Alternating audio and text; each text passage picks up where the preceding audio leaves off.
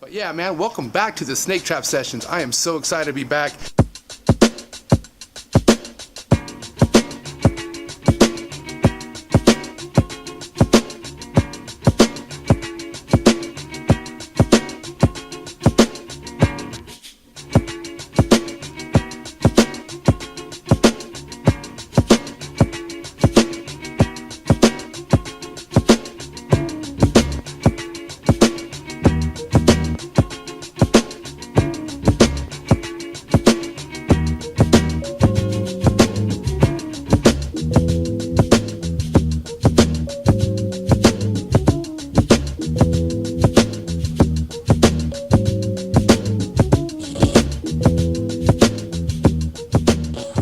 Holy shit!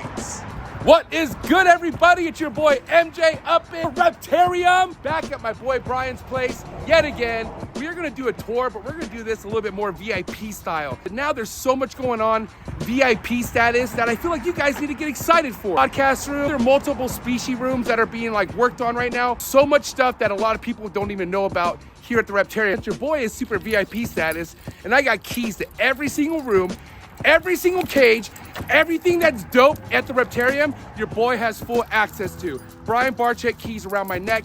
You're gonna tap in with me. Before we do that, do your boy a favor, hit that subscribe button, hit that like button, drop a comment, let me know how you're liking all these vlogs. More importantly, let me know what you like best, what I'm about to show you here at the Reptarium. Why don't we tap in and let's see what this VIP tour is all about. Gee, I am pumped.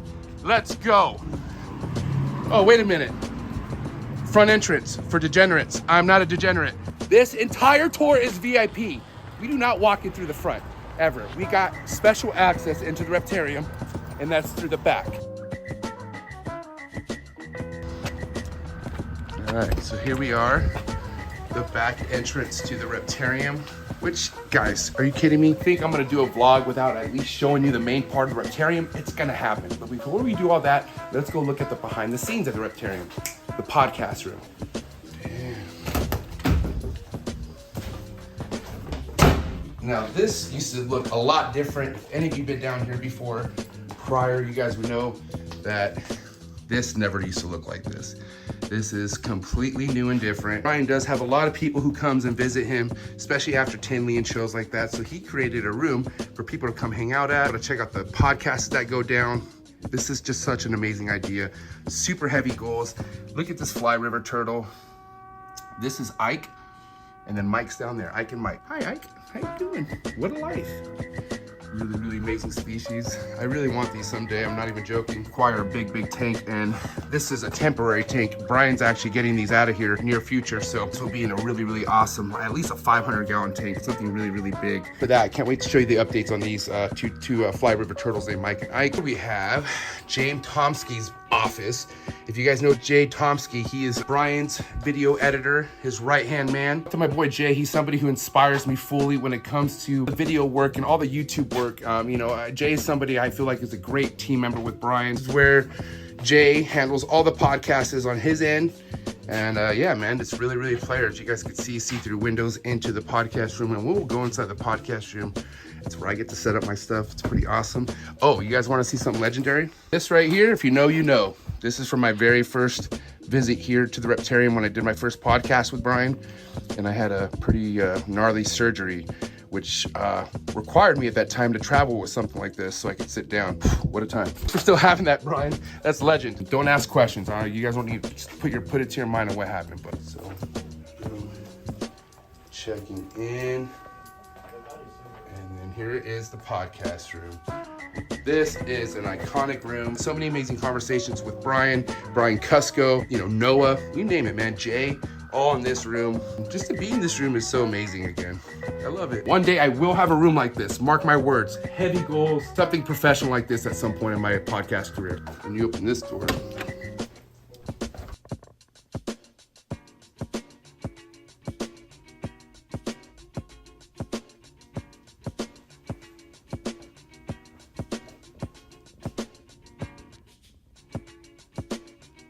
All right, so for those of you who follow my friend Jessica, Jessica is responsible for doing all this amazing work inside this really awesome room. We're gonna tap in with Jessica right now, and she's gonna kind of break down what the game plan and what the final goal is for this room that she's been working on for at least a year from what I know. So where is Jessica? Let's go find her. Jessica over here? Have you seen her? Is Bruce downstairs still? No, he was, I just saw him down there like 2 seconds ago. Now we gotta find Jessica. Where is Jessica? Oh, they have some vlogging going on. Shh, behind the scenes vlogging.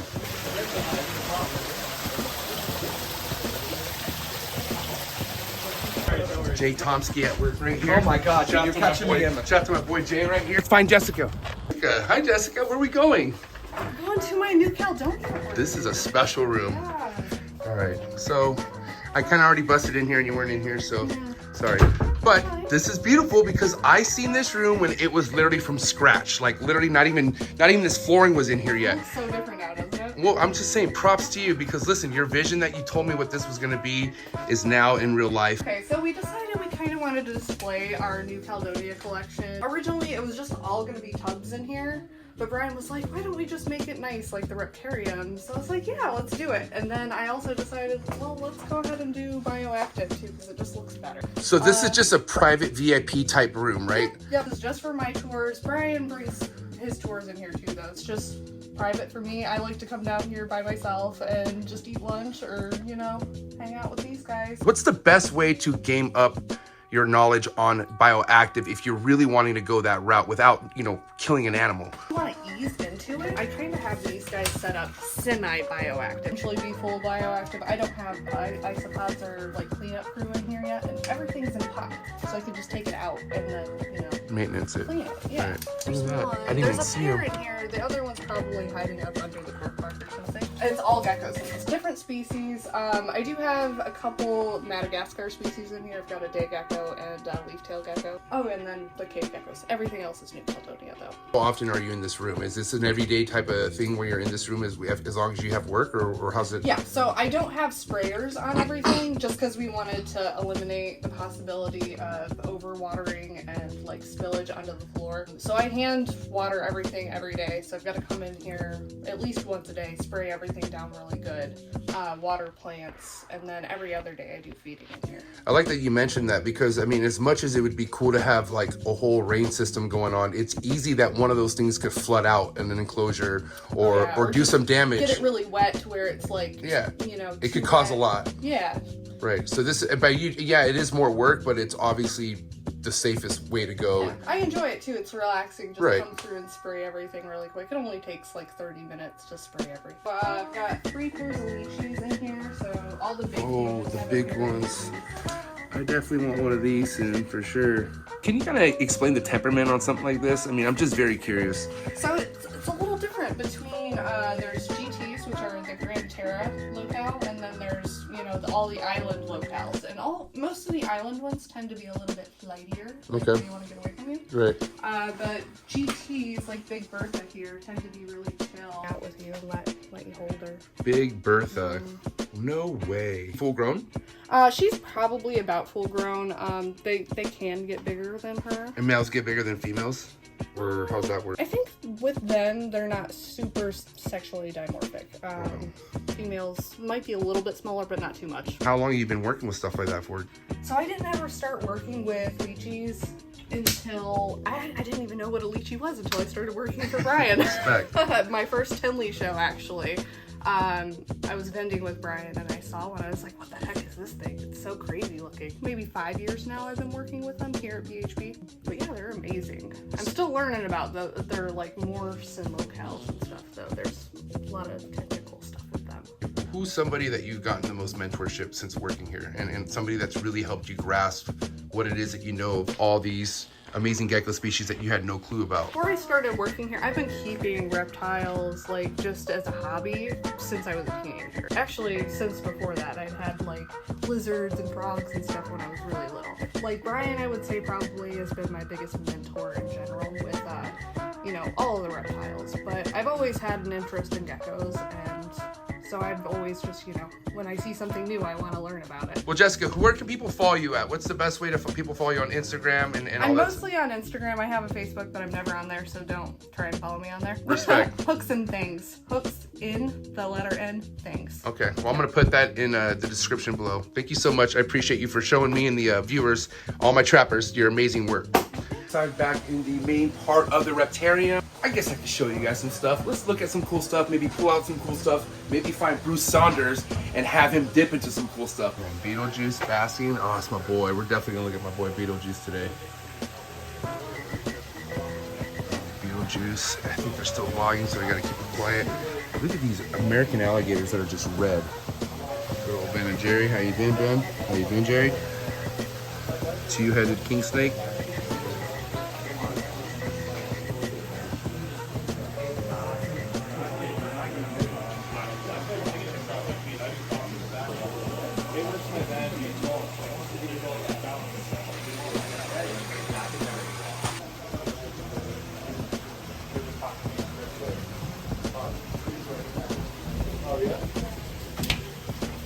This guy wants beef. Look at him. One up. Oh, look at that. Damn. He knows it's coming. Hi, buddy. Hi. Hi. Hi, how are you? This is my boy right here, man. Little Brillo in the building. Hey, Brillo. Brillster. Brillster. Brillster. Brillster. Uh-oh. Uh-oh, not that again. He's gonna go there again. Oh, there it is. There it is. Brewster, you're doing the thing again. Oh my God. Okay. You're nuts. You're nuts. Look at this guy. Little horn dog still to this day. Little horn dog to this day. I'm gonna pick you up. How you doing, buddy? I missed you, man. I don't know. I might spend the rest of the vlog hanging out with Brillo here. I think, oh, now he wants to hump my ankle. Oh yeah. What a time. I miss my buddy. Well. If it isn't Pepper. And then my girl Salt. Hi, Salty.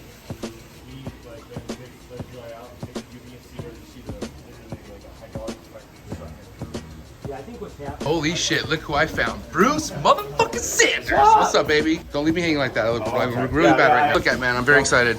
Salt over here is always, she's a pinnacle here, bro. Right. Always. Everybody here at the Reptarium, you gotta at least get a chance to see Salt. Right. And so I've gotta at least show you her. Oh, I appreciate it. Woo! That just happened. Well, I guess we're doing Pepper first. Pulling Pepper first. All right, so I mean, let's since we're going straight to the punch here, what's the big difference with Salt and Pepper? Like, it looks like Pepper's a lot more active and doesn't want to be held much. Well, Pepper, yeah, absolutely. She's not really happy about me coming out at all, but so Pepper actually can see us a lot better too. Wow, look so at that. she's definitely not happy about it right now. Okay, but it was her decision to come out. Yeah, this is all on her. I didn't really want to bring her out, but she wanted to come out. But overall, I'm sure you guys been like this with her before. So what's the protocol when you have her like this? I noticed you were tapping your head. What's that for? So actually, what I usually will do is I'll keep her subdued like this. Keep the jaw shut so I don't get bit. Right. And then once she starts to calm down a little bit, you can actually kind of feel she'll relax between my legs. Right. I already see it. That. Then you keep one hand on her and grab her by her hips like this, so she doesn't flail a whole lot. Right. And then pick her back up. And then just put her back. Close to my chest. Yeah. And let her back in her home. Oh, Pepper. Just like that. What a pistol. Well, let's try Salt again. All right. Not about you, Pepper. I'm sorry. It is a lot. Yeah. That's a lot easier to hold, that's for sure. I've held Salt since she was a baby. What a doll. So these are both females. Or no? Or Yes, they're actually officially now both females. So we just checked Pepper last week. Right. And I do know that there was maybe when she was younger, sometimes where you had to be worried about her. Like you guys worked a lot with Salt, correct? Literally from the moment she came here, she's been handled. She's done the same thing every day, just like a dog with consistency. They really do learn those patterns. Brian, this is just something spectacular. You're good.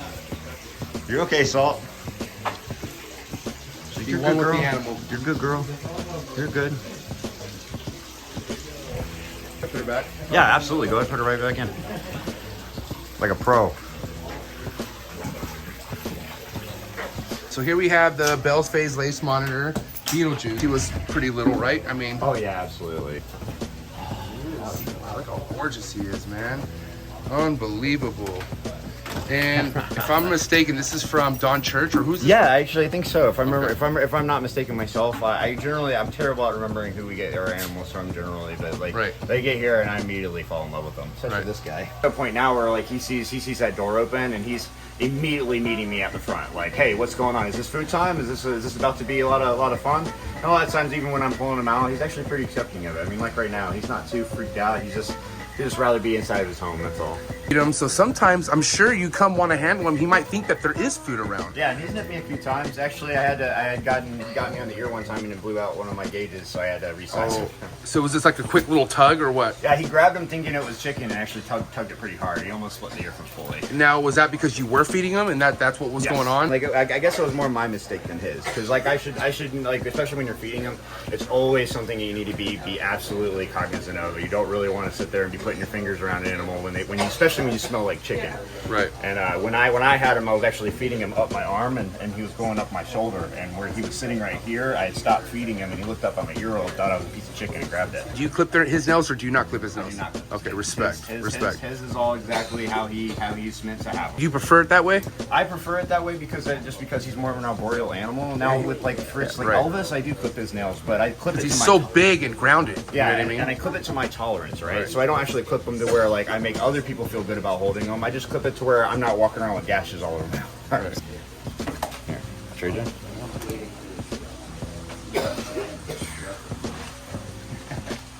This is my favorite lizard species of all time, 110%. And I love what you've done with Beetlejuice, man. This is just amazing work, bro. If I could have 50 of them, bro, I would have them. But understand that they're not all 50 are going to be meant to be like this. This is just man. is just really good work, you know. I mean, I'm sure if the work is there, but you know, I feel like people who commonly have that many monitors aren't working with them Oh, like absolutely. I would have 50 of them, and maybe only 2 of them actually would like me. that. Right. Love you, How cool Beetlejuice. he You're is, killing dude. it, buddy. He is Now, so funny. let me ask you this: do you have anything in the enclosure that could maybe help with keeping the claws maybe a little bit like on the less pokey side? So the universal rock, like this stuff right here, all that universal rock that we're actually putting in here, it does actually wear it down a lot because, like obviously in the wild, like he's climbing up trees and stuff like that, and all the trees he's climbing up and stuff, he's wearing it down naturally that way. When he's running on me, that's usually when I'm getting cut up. But if he's sitting there still, dude, I'm telling you, there's no cuts, no nothing. Sometimes I don't even bleed coming out of it when they pull them out, which is pretty, at least as far as I'm concerned, it's a pretty good big deal. You know? Right. Now, there will be a podcast going down tonight, and that's going to be all about monitors. All my inspiration that I've been geeking off of this guy since meeting him, Brian Barczyk, who's I'm sure has been a huge inspiration for you. Oh, he's my mentor. Man. Right. Everything I know today about monitors and stuff like that has been solely inspired by Brian. And like, if it wasn't for him, we wouldn't even be ball trading. He was the one that told us, like, he was the one that came up with the idea. It was like, hey, let's try this. I implemented it, and it turned out to be a fantastic idea. And I mean, honestly, we couldn't have asked for a better boss, honestly. You know, shouting out your mentor because I'm shouting out my mentor, and that's Bruce Saunders, man. love you, brother. Love you too, man. Can't wait for tonight's podcast. That shit's gonna go down. Now, there's no way we could be talking about great progress with monitors without talking about the one and only baby Kush, Much love. who this has been your like protege. Talked about Forrest about this animal before he passed on. God rest his soul. Rest in peace, Forrest. Yeah, Ben. But I talked about him, about this animal from day one. The moment he saw Ubusuku, the Nile monitor, and saw how chilly, because he was the one who originally got her and saw how crazy she was. Right. Saw how I broke through and got her to really, really like me. I mean, she was practically drinking sweat off my forehead. So Jeez. this was the animal that really inspired me a lot to be like, okay, I'm going to take this to the next level. And Forrest was the one to push me to do it. So I will never give up on this dude. He's awesome. Let's see the homie baby Kush, who ain't so much of a baby no more. I pray I can get the balls that this guy has, because this is no joke. Look at this. Look at this right here. The homie, baby Kush. What a legend. You are gorgeous. Dude, look at him. Look at this guy, bro. Like, he's still a little nervous, but I mean, honestly, I think that's going to be just how his personality Well, is. just kind of like how, Beetlejuice is. In all seriousness, a wild caught animal such like this could do some really, really damage to you if it wanted to. Like if this was not worked with at all, can you kind of tell us what you're dealing with if this was not worked with? So like a lot of what he's showing is what he's already just genetically predisposed to do. Like, you know, like they're solitary animals. They're not really going to be hanging around a lot of them. Like when it comes to a wild animal, I definitely, I definitely don't think he would even let me touch him.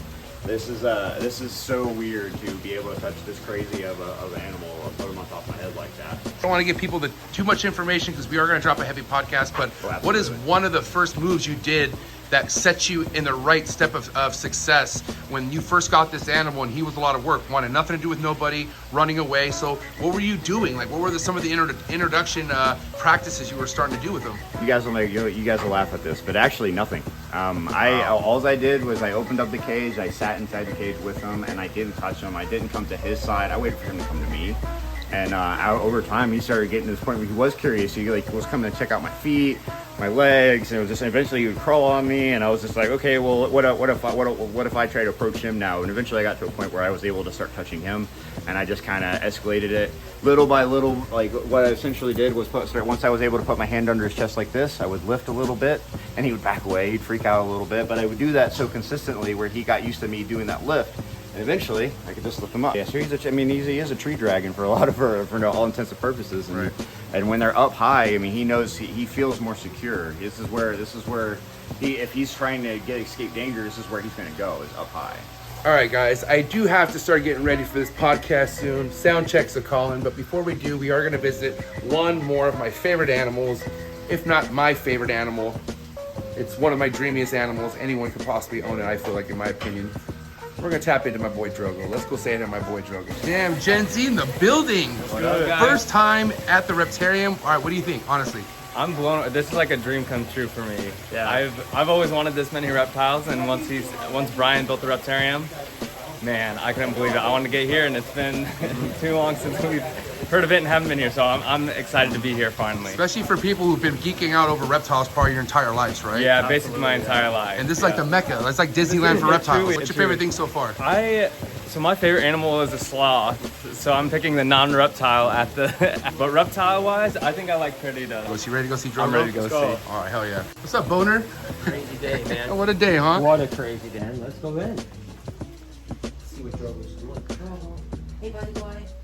Is he in a sack? Oh, he's chilling. You want to come out first, bud? Want to come out? What a pleasure to see my big Drogo. Drogo, you want to come out, big boy? Why don't you come out and say hi to us? You silly. And that's his basking area, is that right? Yeah, so this is under a UV light, so these guys do still need UV light. So we're just going to try to see if I can get him moving here. Hi. Come out and see me. He's taking a nap. Come out and say hi. That's my Drogo. Right. Drogs. Yo, buddy.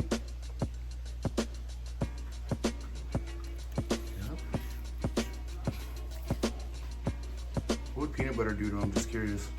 I don't know. Be a good thing. I don't know. I've never tried. I mean, I love green apples and peanut butter. Oh, yeah, It's that's pretty- it, it's I wonder it. if you have that in common. Probably. I've never tried peanut butter though. It would be interesting to see. He probably would like it, I would imagine. He's 4.5. He turned 4, I think it's November 13th is his birthday. I mean, was acclimating him pretty difficult? I mean, No, he actually settled in really good. You know, I mean, the hardest part I think with having a sloth is to learn how to read them. You know, because I hadn't really done sloths before, so like understanding when he gets grumpy, understanding when he gets bored, you know, stuff like that. And that's one of the reasons why we redo these vines like every 3 or 4 weeks, so that he has a new environment, so that he can, you know, kind of explore around and stuff like that. So, but no, he's actually a pretty easy animal to get to know. And if you want to shut the door down, just because he sees the door open, he can see. He will head to it, yeah. He's gonna. That's what he's thinking. It's like, now he's like, coming. No, I can't get out. I mean, how often do you let him roam? Do you ever let him kind of like roam Yeah, around? we take him out quite a bit, probably 2-3 times a week. He comes out and doesn't really roam the Reptarium, but we'll like walk him around. We'll give him new things to look at. We have an actual branch that we take out that is like it's on wheels and stuff like that that we can put at the Reptarium and just have him, you know, kind of walk up and down them and stuff like that. So we actually have 2 sets of branches that we use for him. So yeah, he gets out quite a bit too. And this is a 2-toed sloth. It's a 2-toed sloth. And they're found where? Costa Rica. Costa Rica. Yeah. Same with 3-toed sloths are in Costa Rica as well. Come here, Joe. I got an apple for you. Here, the one you dropped. Come get it, buddy. Oh, he's coming. Here he comes. Here he comes. This is such a dreamy animal, man. You ever plan on adding any other mammals, you think, Brian? We're gonna do small clawed river otters. Get in your mouth. Don't drop it this time.